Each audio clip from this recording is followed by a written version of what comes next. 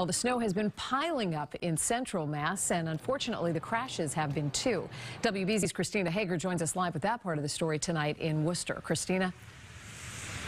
Well, Lisa, at this point, the snow has stopped in Worcester, but it left behind a slushy mess. And this stuff made the driving today downright dangerous. A serious crash had 2 lanes on the Mass Pike temporarily closed, sending 2 to the hospital.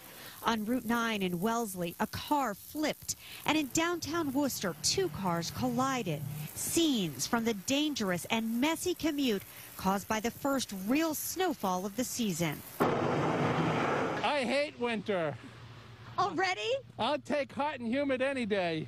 Pretty bad. It's really slushy. Got to stay out of the left lane. It sent tree branches falling and cars to the repair shop. We find the car is living in the road, and we pay attention for the tire. The tire, they're not good no more. It's pretty easy with the push and shovels. Teacher John Gilbert plows for extra money. No blade on his truck today because, well, he wasn't really expecting this much. Because I forgot to put my stuff on and it caught me off guard. Can't wait for spring. We did find someone out here who likes it.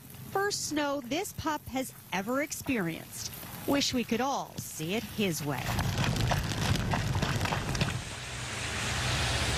And now the concern is the weight of the wet snow on power lines and on tree branches. It is pretty to look at, but at this point we know all too well it can also be damaging.